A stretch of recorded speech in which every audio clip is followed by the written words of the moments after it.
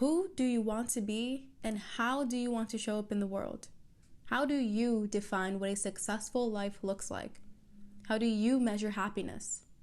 Having a vision for your life helps you see beyond temporary limitations and insecurities of today. Crafting a vision grants you the power to design your life by your own standards. You are in the driver's seat of your life, and you decide the direction.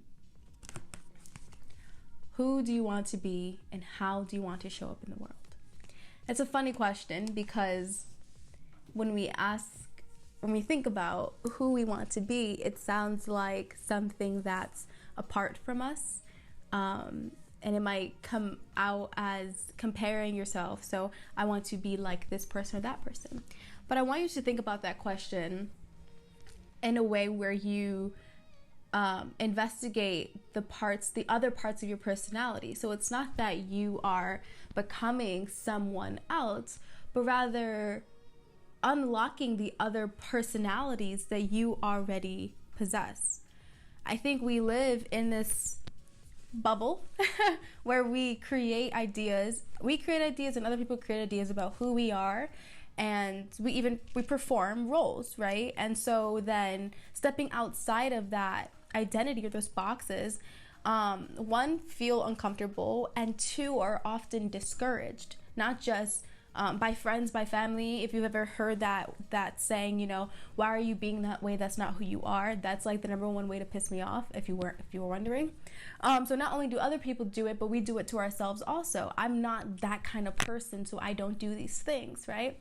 So then you ask yourself, who do I want to be, and how do I want to show up in the world? It's really an opportunity or an invitation for you to discover all the multifaceted versions of yourself, because you are so much more than this basic idea, or I'm not calling you basic, but you know what I'm saying, than like this one singular identity and personality.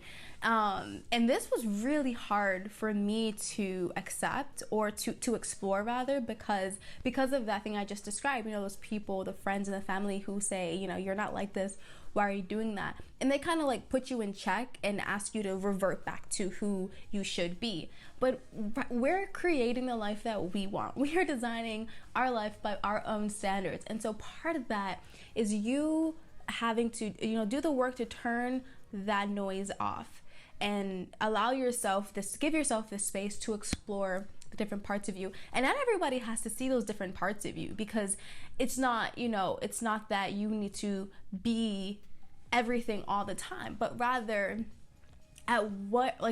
finding the appropriate time and space to show up in a particular personality based on how you feel in that moment, not based on how you think you should perform, based on what people know about you or how people think of you. This shit is not easy. I'm not throwing this out there as like, okay, tomorrow you Gucci, go out and do your thing. It takes work, it takes time, and that's what I hope you can explore in the journal. But just to share a bit about my journey with that, this has been super challenging, because I put myself in a box. Even if I think about the way that I represent my identity might be the expression of my clothes, right? And so if I show up one day, right, with like super glammed out high heels, makeup popping, boom, and then the next day I show up maybe in like combat boots and a t-shirt and my hair in a bun, I even felt uncomfortable, because I was worried that other people weren't going to treat me with the same level of respect, or that they weren't going to accept me because I wasn't the girl I was yesterday, even though I am. I'm still Amber. You're just seeing a different version of me. And so it's a dual situation of you, one, giving yourself the opportunity to explore who you are, but then also accepting the different parts of you, even if other people don't, right? And then surrounding yourself around people who will accept you no matter how you're showing up. That's a whole nother conversation.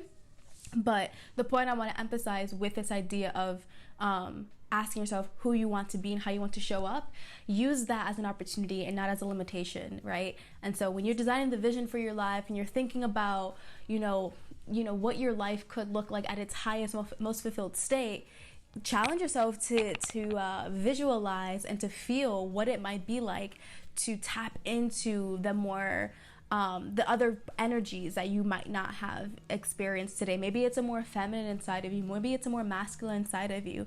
Maybe it's, just that little personality that only you see when you're home alone, but no one else has. And you kind of want to show that off to the world. Literally anything you want to be is already inside you. It requires particular experiences to activate those things. So if you want to be more confident, if you want to be more sexy, if you want to be more flamboyant, if you want to be more, dedicated and more badass and more, whatever it is you feel like you want to express, whatever that trait is, you already have it. It requires experiences and moments to activate them, and it requires, of course, some courage to also step into that energy. So it's not something easy, but it's totally possible. So don't forget, this is your life. You design it by your own standards, and whoever else got a problem with it, they simply judging themselves. So that's all for today, guys. Thanks for tuning in.